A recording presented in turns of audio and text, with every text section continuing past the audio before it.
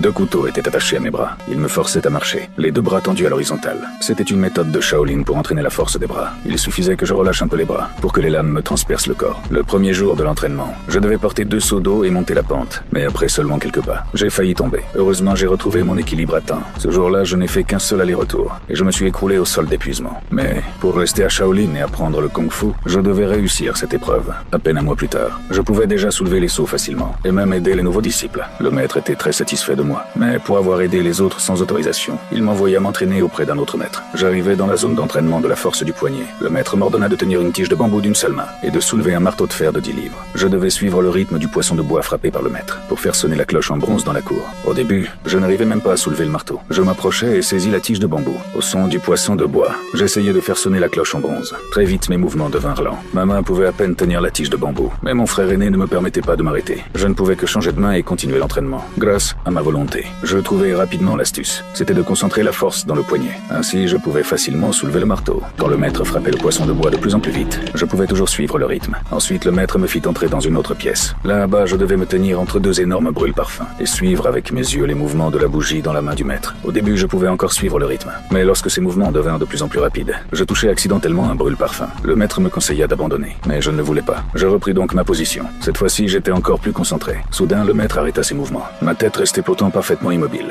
Le maître hocha la tête avec satisfaction. Puis une épreuve encore plus difficile arriva. Le maître m'ordonna de frapper les poteaux en bois qui étaient éclairés. Je réagis immédiatement. Le maître remarqua mon talent pour les arts martiaux et finit par m'accepter comme disciple.